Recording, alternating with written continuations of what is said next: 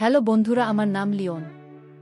আমি বাংলাদেশের একজন ছেলে। আজকে আমি তোমাদেরকে যে গল্পটা বলব সেটা আমার কাকিমা দিলরুবাকে নিয়ে। আমার কাকা ফিরোজ মিয়া কর্মসূত্রে মধ্যপ্রাচ্যে থাকেনও, বছরে মাত্র একবার দেশে ফেরেন। আমার বাবা মা গ্রামে থাকেনও, আর আমি পড়াশোনার জন্য কাকার বাড়িতে থেকে ভার্সিটিতে যাই। কাকিমা দিলরুবা আমাকে ছেলের মতো দেখেন। তার একাকী জীবনে আমি তার প্রধান সঙ্গী। কাকিমা মানুষ হিসেবে খুবই যত্নশীল, সব সময় হাসি মুখে থাকেন। প্রথম দিকে আমার জীবন ছিল স্বাভাবিক, পড়াশোনা, বন্ধুদের সঙ্গে আড্ডা আর কাকিমার স্নেহে ভরা পরিবেশ। কিন্তু কয়েক মাস আগে থেকে কাকিমার আচরণে একটা সূক্ষ্ম পরিবর্তন লক্ষ্য করলাম। তিনি আমার পড়াশোনা, খাওয়া দাওয়া, এমনকি আমার দৈনন্দিন কাজকর্ম নিয়ে বেশি খোঁজখবর নিতে শুরু করলেন। প্রথমে ভাবলাম হয়তো এটা তার স্নেহেরই অংশ, কিন্তু একদিন রাতে পড়ার সময় তিনি হঠাৎ চা নিয়ে এলেন। চা দিয়ে বললেন, লিওন, ভালো করে পড়িস, তোর ভবিষ্যৎ উজ্জ্বল হওয়া দরকার। কথাটা সাধারণ, কিন্তু তার চোখে একটা অদ্ভুত দৃষ্টি ছিল, যেন কিছু বলতে চান কিন্তু বলছেন না। এরপর থেকে কাকিমার প্রতিটি কথা আমার কাছে রহস্যময় মনে হতে লাগল। একদিন ভার্সিটি থেকে ফিরে দেখি তিনি আমার পছন্দের মাছের তরকারি আর ভাত রান্না করেছেন। খেতে খেতে তিনি হঠাৎ বলে উঠলেন, লিওন, জীবনে একজন ভালো সঙ্গী থাকলে সব কিছু সহজ হয়ে যায়। তুই কি কখনো এটা নিয়ে ভেবেছিস? আমি হাসলাম। ভাবলাম হয়তো তিনি আমার বিয়ের কথা বলছেন, কিন্তু তার কথার ধরনে কিছু একটা লুকিয়ে আছে বলে মনে হলো। আমার মনে সন্দেহ জাগল। কয়েকদিন পর কাকিমা আমাকে তার পুরনো ছবির অ্যালবাম দেখাতে বসলেন। ছবি দেখতে দেখতে তিনি বললেন, জীবনটা বড় অদ্ভুত লিয়ান। একদিন সবাই থাকে, আরেকদিন একা হয়ে যায়। তবে ভালো সঙ্গী পেলে জীবনটা আবার রঙিন হয়। আমি বুঝলাম তিনি তার নিজের একাকিত্বের কথা বলছেন, কারণ কাকা তো বছরের বেশিরভাগ সময় দেশের বাইরে থাকেন। কিন্তু তার কথায় এমন কিছু ছিল যেন আমার জন্য কোনো পরিকল্পনা করছেন। আমি ঠিক করলাম তার প্রতিটি কথা আরও গভীরভাবে খেয়াল করব। কাকিমারের রহস্যময় আচরণ আমাকে অস্থির করে তুলছিল। তিনি আমার প্রতি এত যত্নশীল, তবু কেন আমার মনে হচ্ছে তার কথার পিছনে অন্য কিছু আছে। আমি ভাবলাম হয়তো আমি বেশি ভাবছি। কিন্তু একদিন তিনি হঠাৎ বললেন, লিয়ান, তুই যদি কখনো আমার উপর ভরসা না করিস তাহলে আমাকে বলিস। আমি তোর কাকিমা, শুধু তোর ভালোই চাই। তার কথায় আমার মন নরম হলো, কিন্তু মনের কোণে সন্দেহটা তখনও রয়ে গেল। এক সন্ধ্যায় কাকিমা আমাকে ডেকে বললেন, লিয়ান, তুই কি কখনো ভেবেছিস জীবনে কাউকে পুরোপুরি বিশ্বাস করা কতটা জরুরি? আমি বললাম, হ্যাঁ কাকিমা, বিশ্বাস ছাড়া তো সম্পর্ক টেকে না। তিনি হাসলেন, কিন্তু হাসির পেছনে যেন কিছু একটা লুকিয়ে ছিল। আমি ঠিক করলাম এই রহস্য আমাকে নিজেই খুঁজে বের করতে হবে। কিন্তু কিভাবে? আমার মনে প্রশ্ন জমতে শুরু করল। সেদিন রাতে আমি বিছানায় শুয়ে ভাবছিলাম, কাকিমার এই আচরণের পেছনে কি থাকতে পারে? তিনি কি আমার ভবিষ্যৎ নিয়ে কিছু ভাবছেন, নাকি আমার কোনো ভুল ধরার চেষ্টা করছেন? আমার মন বলছিল, কাকিমার মতো মানুষ কখনো খারাপ কিছু ভাবতে পারেন না, কিন্তু তবু কেন আমার মনে এত প্রশ্ন? আমি ঠিক করলাম পরের দিন থেকে তার প্রতিটি কথা আরও মনোযোগ দিয়ে শুনব। কি লুকিয়ে আছে তার কথার পেছনে তা জানতেই হবে। কাকিমার কথাবার্তা আমার মনে যতটা প্রশ্ন জাগিয়েছিল, ততটাই আমাকে কৌতূহলী করে তুলছিল। আমি ঠিক করলাম তার প্রতিটি কাজ, প্রতিটি কথা আরও গভীরভাবে পর্যবেক্ষণ করব। পরের দিন সকালে কাকিমা আমাকে ডেকে বললেন, লিয়ান, আজ বাজার থেকে কিছু জিনিস আনতে হবে, তুই যাবি? আমি মাথা নড়লাম। তিনি একটা লিস্ট আর কিছু টাকা দিলেন। লিস্টটা দেখে আমার মনে হলো এটা শুধু বাজারের জন্য নয়, যেন আমাকে কিছু বোঝাতে চাইছেন। বাজার থেকে ফিরে আমি সবকিছু টেবিলে রাখলাম। কাকিমা এসে জিনিসপত্র দেখে বললেন, তুই সব সময় এত সাবধানে কেনাকাটা করিস লিওন, এটা ভালো গুণ। তার কথায় আমি হাসলাম, কিন্তু মনে মনে ভাবলাম এই প্রশংসার পেছনেও কি কিছু লুকিয়ে আছে। সেদিন বিকেলে তিনি আমাকে একটা পুরনো বই দিলেন। বইটার নাম ছিল মানুষের মনের গল্প। তিনি বললেন, এটা পড়ে দেখ, জীবন সম্পর্কে অনেক কিছু শিখবি। আমি বইটা হাতে নিয়ে ভাবলাম, এটা শুধুই বই নাকি এর মধ্যেও কোনো ইঙ্গিত আছে? সন্ধ্যায় কাকিমা আমাকে ডেকে বসালেন। তিনি বললেন, লিওন, তুই কি কখনো ভেবেছিস জীবনের সততা কতটা গুরুত্বপূর্ণ? আমি বললাম, হ্যাঁ কাকিমা, সততা ছাড়া তো কোনো সম্পর্ক টেকে না।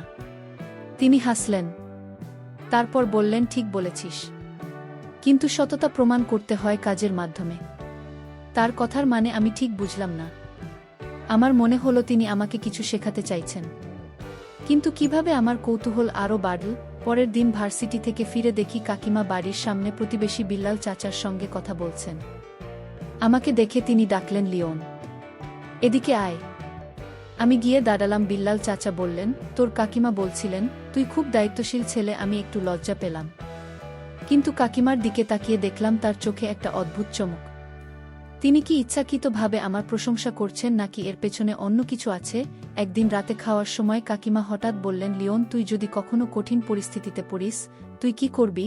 আমি বললাম, কাকিমা আমি চেষ্টা করব শান্ত থাকতে আর সঠিক সিদ্ধান্ত নিতে। তিনি মাথা নাড়লেন যেন আমার উত্তরটা তাকে খুশি করেছে। কিন্তু তারপর তিনি বললেন, জীবনে কখনো কখনো সঠিক সিদ্ধান্ত নেওয়া মানে নিজের ইচ্ছাকে দমিয়ে রাখা। তুই কি পারবি? আমি চুপ করে গেলাম। তার কথাই যেন একটা পরীক্ষার ইঙ্গিত ছিল। কয়েকদিন পর কাকিমা আমাকে একটা ছবির অ্যালবাম দেখাতে বসলেন। ছবিগুলো তার পুরনো দিনের। কিছু ছবিতে কাকা ছিলেন, কিছুতে তার পরিবার। হঠাৎ তিনি একটা ছবি দেখিয়ে বললেন, এই মেয়েটাকে দেখ, এটা আমার বোনের মেয়ে ফারজিয়া। সুন্দর তাই না? আমি ছবিটার দিকে তাকালাম। মেয়েটি সত্যি সুন্দর, শিক্ষিত চেহারা। আমি হেসে বললাম, হ্যাঁ কাকিমা, খুব সুন্দর। তিনি হাসলেন, কিন্তু তার হাসিতে যেন কিছু লুকিয়েছিল। আমার মনে হলো তিনি আমার প্রতিক্রিয়া পরীক্ষা করছেন। এই ঘটনার পর থেকে কাকিমা আমার সঙ্গে আরও বেশি কথা বলতে শুরু করলেন। তিনি আমার ক্যারিয়ার প্ল্যান, আমার জীবনের লক্ষ্য, এমনকি আমি জীবন সঙ্গীর কাছে কি চাই, এসব নিয়ে প্রশ্ন করতেন। একদিন তিনি বললেন, লিওন, তুই কি মনে করিস একজন মানুষের চরিত্র তার কথার চেয়ে তার কাজে বেশি প্রকাশ পায়? আমি বললাম, হ্যাঁ কাকিমা, কাজই মানুষের আসল পরিচয় দেয়া। তিনি মুচকি হাসলেন। আমার মনে হলো তিনি আমার প্রতিটি উত্তর যাচাই করছেন। রাতে আমি ভাবতে লাগলাম, কাকিমা এত প্রশ্ন কেন করছেন? তিনি কি আমার জন্য কোনো বড় পরিকল্পনা করছেন, নাকি আমার চরিত্র বোঝার চেষ্টা করছেন? তার রহস্যময় আচরণ আমাকে অস্থির করে তুলছিল। আমি ঠিক করলাম পরের দিন তাকে সরাসরি জিজ্ঞেস করব, কিন্তু মনের কোথাও একটা ভয়ও ছিল। যদি আমার সন্দেহ সত্যি হয়, যদি কাকিমার উদ্দেশ্য আমার ভাবনার চেয়ে আলাদা হয়। আমার মন বলছিল, আর একটু ধৈর্য ধরে দেখি, হয়তো সব পরিষ্কার হবে। কাকিমার রহস্যময় আচরণ আমাকে দিন দিন আরও অস্থির করে তুলছিল। আমি ঠিক করলাম সরাসরি কিছু জিজ্ঞেস না করে তার কাজকর্ম আরও কাছ থেকে লক্ষ্য করব। পরের দিন সকালে কাকিমা আমাকে বললেন, লিওন, আজ আমার একটা কাজের সাহায্য লাগবে। তুই কি প্রতিবেশী রাহেলা আবার বাড়িতে গিয়ে একটা জিনিস দিয়ে আসবি? আমি রাজি হলাম। তিনি একটা প্যাকেট দিয়ে বললেন, এটা সাবধানে দিস, আর রাহেল আপার সঙ্গে ভদ্রভাবে কথা বলিস। আমি ভাবলাম, এটা কি শুধুই একটা কাজ নাকি এর পেছনেও কিছু লুকিয়ে আছে? রাহেলা তার বাড়িতে গিয়ে প্যাকেটটা দিলাম। তিনি আমাকে দেখে হাসলেন আর বললেন, তোর কাকিমা বলছিল তুই খুব দায়িত্বশীল। আজকালকার ছেলেদের মধ্যে এমন গুণ কম দেখা যায়। আমি হাসলাম, কিন্তু মনে মনে ভাবলাম, কাকিমা কেন সবার সঙ্গে আমার প্রশংসা করছেন? এটা কি তার পরিকল্পনার অংশ? ফিরে এসে কাকিমাকে বললাম, প্যাকেটটা দিয়ে এসেছি। তিনি শুধু মুচকি হাসলেন, কিন্তু কিছু বললেন না। আমার সন্দেহ আরও বাড়ল। একদিন বিকেলে কাকিমা আমাকে ডেকে বললেন, লিয়ান, তুই তো অনেক ভালো ছেলে, কিন্তু বল তো, তুই কখনো কারো জন্য নিজের স্বার্থ ত্যাগ করতে পারবি? আমি একটু ভেবে বললাম, কাকিমা, যদি কারো ভালোর জন্য হয় তাহলে নিশ্চয় পারব। তিনি মাথা নাড়লেন যেন আমার উত্তরটা তার মনে ধরেছে। কিন্তু তারপর তিনি বললেন, কথায় সবাই পারে, কিন্তু কাজে কজন পারে লিয়ান? আমি চুপ করে গেলাম। তার কথায় যেন একটা চ্যালেঞ্জ ছিল। পরের দিন কাকিমা আমাকে বাজারের জন্য একটা লিস্ট দিলেন। লিস্টে কিছু জিনিস ছিল যেগুলো আমার পছন্দের নয়। আমি হেসে বললাম, কাকিমা, এগুলো তো আমি খাই না। তিনি হাসলেন, তুই খাস না, কিন্তু অন্যদের পছন্দ হতে পারে। তুই কি শুধু নিজের পছন্দের জিনিসই কিনবি নাকি অন্যদের কথাও ভাববি? আমি বুঝলাম এটা তার আরেকটা পরীক্ষা। আমি বাজার থেকে সবকিছু কিনে আনলাম আর তিনি খুশি হয়ে বললেন, তুই বুঝতে শিখছিস লিওন। এক সন্ধ্যায় কাকিমা আমাকে ডেকে বসালেন। তিনি বললেন, লিওন, তুই কি মনে করিস একজন মানুষের চরিত্র বোঝা সহজ? আমি বললাম, না কাকিমা, এটা খুব কঠিন। মানুষের মনের কথা বোঝা সহজ নাই। তিনি হাসলেন, ঠিক বলেছিস, তাই তো মানুষকে পরীক্ষা করতে হয়। পরীক্ষা শব্দটা শুনে আমার কান খাড়া হয়ে গেল। আমি জিজ্ঞেস করলাম, কাকিমা, তুমি কি আমাকে পরীক্ষা করছো? তিনি হেসে বললেন, সব কিছু সময় বুঝবি। আমার মন আরও অস্থির হয়ে উঠল। কয়েকদিন পর কাকিমা আমাকে আরেকটা ছবি দেখালেন। এবার ছবিটা ছিল ফারজিয়ার। তিনি বললেন, এই মেয়েটা আমার বোনের মেয়ে। তুই যদি এরকম কাউকে জীবনসঙ্গী হিসেবে পাস, তুই কি চাইবি? আমি একটু লজ্জা পেয়ে বললাম, কাকিমা, আমি চাইব সে যেন সৎ, দায়িত্বশীল আর আমাকে বোঝে। তিনি মাথা নাড়লেন, ভালো বলেছিস, কিন্তু তুই কি এমন কাউকে পাওয়ার যোগ্য? আমি চুপ করে গেলাম, তার প্রশ্নটা যেন আমার নিজের প্রতি প্রশ্ন ছিল। এই ঘটনার পর কাকিমা আমাকে ছোট ছোট কাজ দিতে শুরু করলেন। একদিন বললেন লিয়ান পাশের বাড়ির বুড়ি মায়ের জন্য ওষুধ কিনে দিত। আমি ওষুধ কিনে দিলাম। আরেকদিন বললেন বাড়ির পেছনের বাগানটা পরিষ্কার কর। আমি সব করলাম, কিন্তু মনে মনে ভাবলাম এগুলো কি শুধুই কাজ নাকি আমার ধৈর্য পরীক্ষা করছেন। তার প্রতিটি কথা, প্রতিটি কাজ আমাকে ভাবিয়ে তুলছিল। আমি বুঝতে পারছিলাম না তিনি কি চাইছেন। রাতে আমি বিছানায় শুয়ে ভাবছিলাম কাকিমার এই আচরণের পেছনে কি থাকতে পারে। তিনি কি আমার জন্য কোনো বড় সিদ্ধান্ত নিতে চাইছেন, নাকি আমার চরিত্র যাচাই করছেন? আমার মন বলছিল কাকিমার মতো মানুষ কখনো খারাপ কিছু ভাবতে পারেন না। কিন্তু তবু কেন আমার মনে এত সন্দেহ? আমি ঠিক করলাম আরও একটু সময় দিয়ে দেখব, হয়তো একদিন সব পরিষ্কার হয়ে যাবে। কাকিমার প্রতিটি কথা আর কাজ আমার মনে নতুন নতুন প্রশ্ন তৈরি করছিল। আমি ঠিক করলাম আরও ধৈর্য ধরে তার আচরণ পর্যবেক্ষণ করব।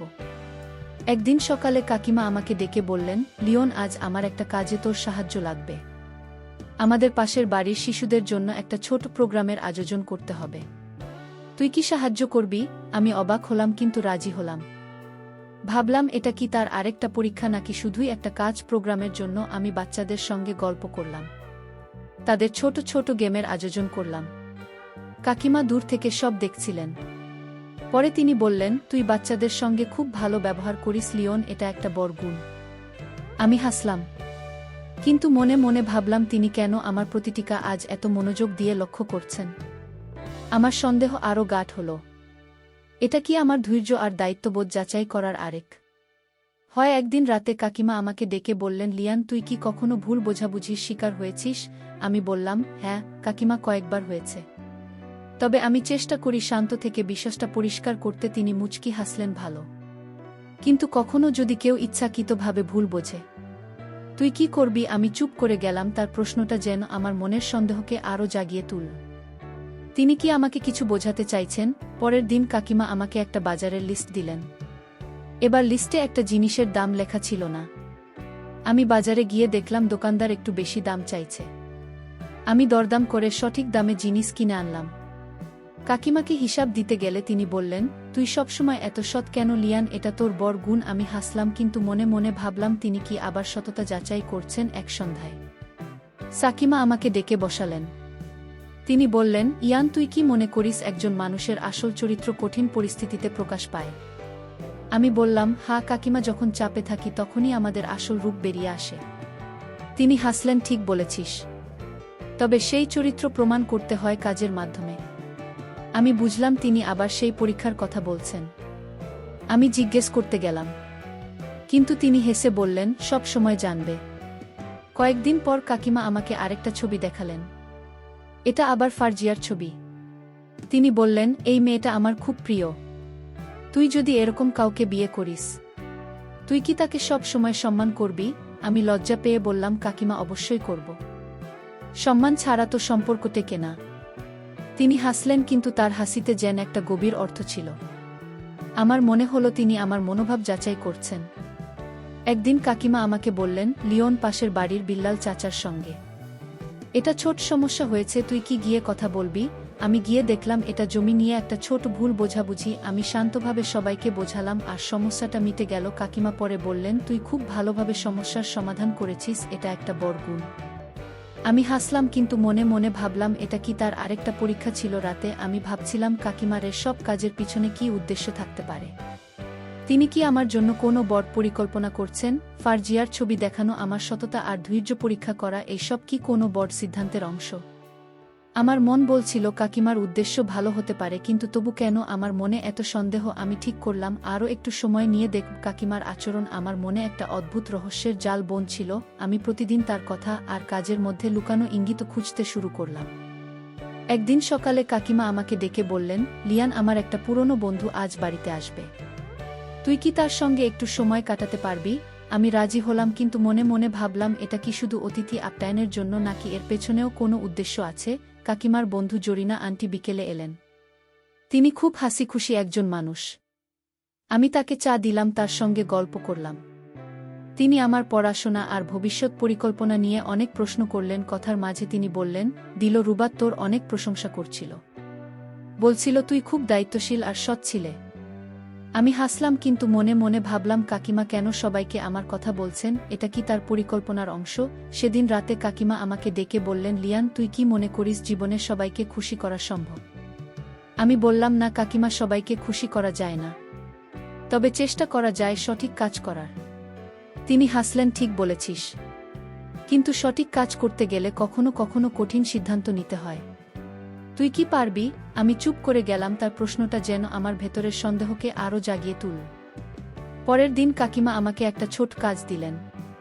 তিনি বললেন, লিয়ান, পাশের বাড়ির বুড়িমাকে একটা চিঠি দিয়ে আয়। আমি চিঠিটা নিয়ে গেলাম। চিঠিতে কিছু সাধারণ কথা ছিল, কিন্তু আমি লক্ষ্য করলাম কাকিমা আমার প্রতিটি কাজের দিকে নজর রাখছেন। আমি ফিরে এসে বললাম, চিঠি দিয়ে এসেছি। তিনি হাসলেন, তুই সবসময় এত নিখুঁতভাবে কাজ করিস কেন লিওন? আমি হাসলাম, কিন্তু মনে মনে ভাবলাম এটা কি আমার দায়িত্ববোধ যাচাই করার আরেকটা উপায়। একদিন বিকেলে কাকিমা আমাকে ডেকে বললেন, লিয়ান, তুই যদি কখনো কাউকে সাহায্য করতে গিয়ে নিজের ক্ষতি হয়, তুই কি করবি? আমি বললাম, কাকিমা, যদি সাহায্যটা সঠিক কারণে হয় তাহলে আমি চেষ্টা করব সেটা করতে। তিনি মাথা নাড়লেন, ভালো, কিন্তু সব সময় নিজের মূল্যবোধের প্রতি সৎ থাকতে হবে। আমি বুঝলাম তিনি আমাকে কিছু শেখাতে চাইছেন, কিন্তু তার কথার পেছনে যেন একটা বড় উদ্দেশ্য লুকিয়ে আছে। কয়েকদিন পর কাকিমা আবার ফারজিয়ার ছবি দেখালেন। এবার তিনি বললেন, লিওন, এই মেয়েটার পরিবার খুব ভালো। তুই যদি এমন একজনের সঙ্গে জীবন শুরু করিস, তুই কি তাকে সব সময় সমর্থন করবি? আমি একটু লজ্জা পেয়ে বললাম, কাকিমা, অবশ্যই একজন জীবনসঙ্গীকে সমর্থন করা তো দায়িত্ব। তিনি হাসলেন, কিন্তু তার হাসিতে যেন একটা গভীর অর্থ ছিল। আমার মনে হলো তিনি আমার মনোভাব আরও গভীরভাবে পরীক্ষা করছেন। একদিন কাকিমা আমাকে বললেন, লিওন, আমাদের পাড়ায় একটা ছোট সমস্যা হয়েছে। কয়েকজন প্রতিবেশী জমি নিয়ে বিরোধ করছে। তুই কি গিয়ে তাদের সঙ্গে কথা বলবি? আমি গিয়ে শান্তভাবে সবাইকে বোঝালাম, আর সমস্যাটা মিটে গেল। কাকিমা পরে বললেন, তুই খুব শান্তভাবে সমস্যার সমাধান করিস, এটা একটা বড় গুণ। আমি হাসলাম, কিন্তু মনে মনে ভাবলাম এটা কি তার আরেকটা পরীক্ষা ছিল। রাতে আমি বিছানায় শুয়ে ভাবছিলাম কাকিমার এইসব কাজের পিছনে কি লুকিয়ে আছে, তিনি কেন আমার প্রতিটি কাজ এত মনোযোগ দিয়ে দেখছেন। ফারজিয়ার ছবি দেখানো, আমার সততা, ধৈর্য আর দায়িত্ববোধ পরীক্ষা করা, এইসব কি কোনো বড় পরিকল্পনার অংশ? আমার মন বলছিল কাকিমার উদ্দেশ্য ভালো হতে পারে, কিন্তু তবু আমার মনে সন্দেহ কাটছিল না। আমি চিন্তা করতে লাগলাম কিভাবে কাকিমার মনের উদ্দেশ্য জানা যায়। কাকিমার এইসব দৃষ্টিভঙ্গি আমার মনকে পুরোপুরি আচ্ছন্ন করে ফেলেছিল। আমি প্রতিদিন তার কথা আর কাজের মধ্যে লুকানো অর্থ খুঁজতে থাকলাম। একদিন সকালে কাকিমা আমাকে ডেকে বললেন, লিওন, আজ আমার একটা জরুরি কাজে তোর সাহায্য লাগবে। আমাদের পাড়ার মসজিদে কিছু দানের জিনিস পৌঁছে দিতে হবে। তুই কি যাবি? আমি রাজি হলাম, কিন্তু মনে মনে ভাবলাম এটা কি শুধু একটা কাজ নাকি আমার দায়িত্ববোধ পরীক্ষার আরেকটা ধাপ। মসজিদে গিয়ে আমি জিনিসগুলো দিয়ে এলাম।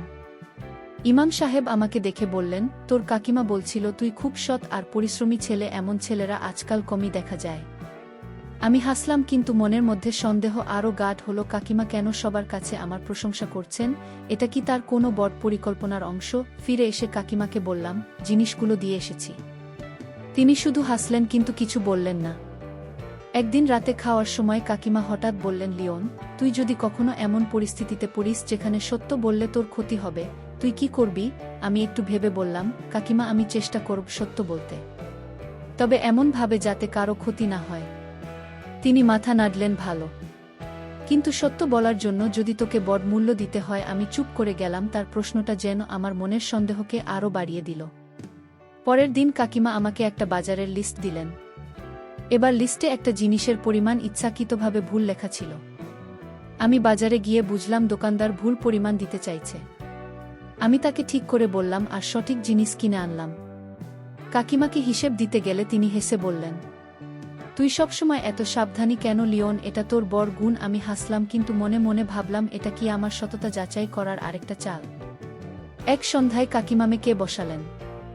তিনি বললেন, লিওন, তুই কি মনে করিস একজন মানুষের চরিত্র তার ছোট ছোট কাজে প্রকাশ পায়? আমি বললাম, হ্যাঁ কাকিমা, বড় কাজের চেয়ে ছোট কাজগুলোই মানুষের আসল চরিত্র দেখায়। তিনি হাসলেন, ঠিক বলেছিস, তাই তো আমি তোর প্রতিটি কাজ লক্ষ্য করি। তার কথায় আমার কান খাড়া হয়ে গেল। আমি জিজ্ঞেস করতে গেলাম, কিন্তু তিনি হেসে বললেন, সব কিছু সময়ে বুঝবি। কয়েকদিন পর কাকিমা আবার ভার্জির ছবি দেখালেন। এবার তিনি বললেন, লিওন, এই মেয়েটা আমার বোনের মেয়ে, খুব মেয়ে শিক্ষিত, দায়িত্বশীল। তুই যদি এমন কাউকে বিয়ে করিস, তুই কি তাকে সব সময় সৎ থাকার প্রতিশ্রুতি দিবি? আমি লজ্জা পেয়ে বললাম, কাকিমা, অবশ্যই সততা ছাড়া তো সম্পর্ক ডেকে না। তিনি হাসলেন, কিন্তু তার হাসিতে যেন একটা গভীর অর্থ ছিল। আমার মনে হলো তিনি আমার মনোভাব আরও গভীরভাবে যাচাই করছেন। একদিন কাকিমা আমাকে বললেন, লিওন, আমাদের পাড়ায় একটা ছোট সমস্যা হয়েছে। কিছু প্রতিবেশী খাবার নিয়ে একটা ভুল বোঝাবুঝি করছে। তুই কি গিয়ে তাদের সঙ্গে কথা বলবি? আমি গিয়ে শান্তভাবে সবাইকে বোঝালাম, আর সমস্যাটা মিটে গেল।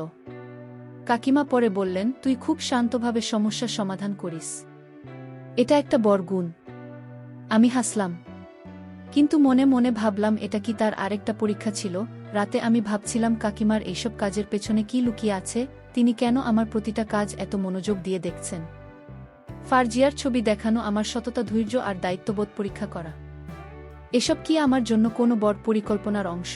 আমার মন বলছিল কাকিমার উদ্দেশ্য ভালো হতে পারে, কিন্তু তবু আমার মনে সন্দেহ কাটছিল না।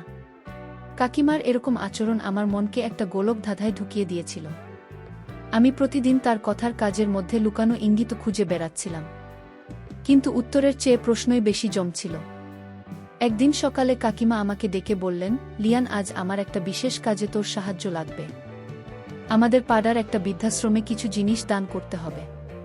তুই কি সঙ্গে যাবি? আমি রাজি হলাম, কিন্তু মনে মনে ভাবলাম, এটা কি তার আরেকটা পরীক্ষা, নাকি সত্যি শুধু দানের কাজ? বৃদ্ধাশ্রমে গিয়ে আমি জিনিসগুলো পৌঁছে দিলাম। সেখানকার একজন কর্মী আমাকে দেখে বললেন, তোর কাকিমা বলছিল তুই খুব দয়ালু আর দায়িত্বশীল ছেলে, এমন ছেলে পাওয়া সত্যি ভাগ্যের ব্যাপার। আমি হাসলাম, কিন্তু মনের মধ্যে সন্দেহ আরও ঘনীভূত হল। কাকিমা কেন সবার কাছে আমার একটা প্রশংসা করছেন? এটা কি তার কোনো গোপন পরিকল্পনার অংশ? ফিরে এসে কাকিমাকে বললাম, কাজটা হয়ে গেছে। তিনি শুধু মুচকি হাসলেন, কিন্তু কিছু বললেন না। সেদিন রাতে খাওয়ার সময় কাকিমা হঠাৎ বললেন, লিওন, তুই যদি কখনো এমন পরিস্থিতিতে পড়িস যেখানে তোর কাছের মানুষের উপর ভরসা হারিয়ে ফেলিস, তুই কি করবি? আমি একটু ভেবে বললাম, কাকিমা, আমি চেষ্টা করব তাদের সঙ্গে খোলাখুলি কথা বলতে, ভরসা হারানোর আগে তাদের কথা বোঝার চেষ্টা করব। তিনি হাসলেন, ভালো, কিন্তু কখনো কখনো ভরসা পরীক্ষা করতে হয়। তুই কি সেটা পারবি? আমি চুপ করে গেলাম। তার কথা যেন আমার নিজের সন্দেহের প্রতিফলন ঘটছিল। পরের দিন কাকিমা আমাকে একটা বাজারের লিস্ট দিলেন। এবার লিস্টের সঙ্গে টাকা দিয়েছিলেন, কিন্তু টাকা একটু বেশি ছিল। আমি বাজার থেকে জিনিস কিনে ফিরে এসে বাকি টাকা ফেরত দিলাম। কাকিমা হেসে বললেন, তুই কখনো এক পয়সাও বেশি নিস না, লিয়ান।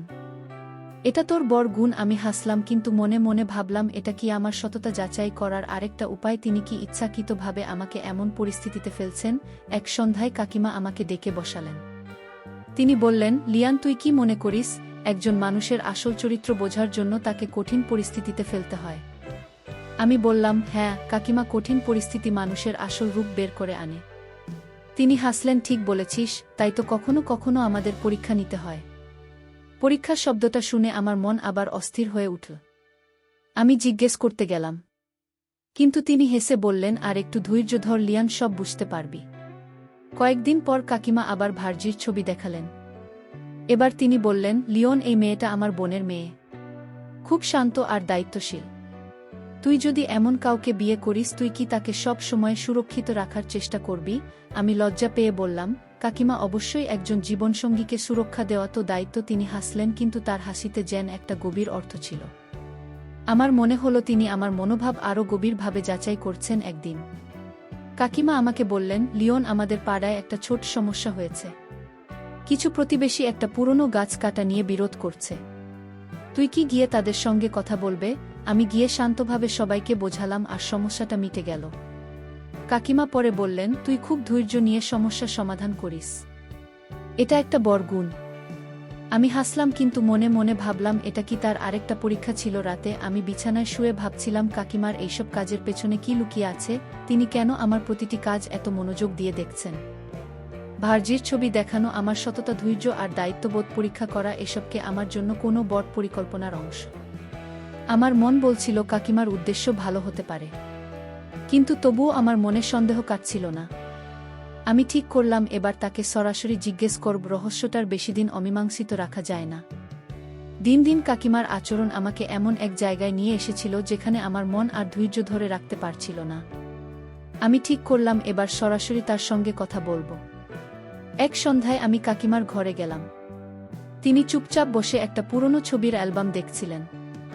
আমি বললাম, কাকিমা, আমার একটা কথা ছিল, তুমি কেন আমার প্রতিটি কাজ এত মনোযোগ দিয়ে দেখছো? তুমি কি আমাকে কোনো পরীক্ষা করছো? তিনি হাসলেন, তারপর গম্ভীর হয়ে বললেন, আয় বস, আজ সব খোলাখুলি বলবো। কাকিমা আমাকে তার পাশে বসতে বললেন। তিনি বললেন, লিওন, তুই ঠিকই ধরেছিস, আমি তোকে পরীক্ষা করছিলাম, কিন্তু এর পিছনে একটা ভালো উদ্দেশ্য ছিল। আমি চেয়েছিলাম জানতে তুই কতটা সৎ, ধৈর্যশীল আর দায়িত্বশীল। আমি অবাক হয়ে বললাম, কিন্তু কেন কাকিমা? তিনি হাসলেন, কারণ আমি আমার বোনের মেয়ে ভার্জির জন্য একজন ভালো ছেলে খুঁজছিলাম, আর আমি মনে মনে তোকেই পছন্দ করেছিলাম। আমি হতভম্ব হয়ে গেলাম। কাকিমা বলে চললেন, ভার্জিয়া খুব ভালো মেয়ে, শিক্ষিত, দায়িত্বশীল আর আমার পরিবারের সবচেয়ে প্রিয়। তার বাবা মা চান তার জীবনসঙ্গী যেন এমন হয় যে তাকে সম্মান করবে, সৎ থাকবে, আর জীবনের সব পরিস্থিতিতে তার পাশে থাকবে। তাই আমি তোর চরিত্র যাচাই করছিলাম। আমি চুপ করে শুনছিলাম, আমার মনের সব সন্দেহ যেন একে একে মিলিয়ে যাচ্ছিল। কাকিমা বললেন, তোর প্রতিটি কাজ আমি লক্ষ্য করেছি। তুই যেভাবে বাজারে সততার সঙ্গে কেনাকাটা করেছিস, প্রতিবেশীদের সমস্যা শান্তভাবে সমাধান করেছিস, বাচ্চাদের সঙ্গে ভালো ব্যবহার করেছিস, এসব দেখে আমি নিশ্চিত হয়েছি তুই ফার্জিয়ার জন্য যোগ্য। আমি লজ্জা পেয়ে বললাম, কাকিমা, তুমি এত কিছু ভেবেছিলে, আর আমি ভেবেছিলাম তুমি হয়তো কিছু খারাপ উদ্দেশ্য নিয়ে এসব করছো। তিনি হেসে বললেন, তোর সন্দেহ হওয়াটাই স্বাভাবিক, কিন্তু আমি শুধু তোর ভালো চেয়েছি। কাকিমা আরও বললেন, আমি তোর বাবা মাকে কিছু বলিনি, কারণ আমি চেয়েছিলাম এটা একটা সারপ্রাইজ হোক। আমি ভার্জির পরিবারের সঙ্গে কথা বলেছি, তারা তোকে পছন্দ করেছে। এখন তুই যদি রাজি হস তাহলে আমরা এগিয়ে যেতে পারি।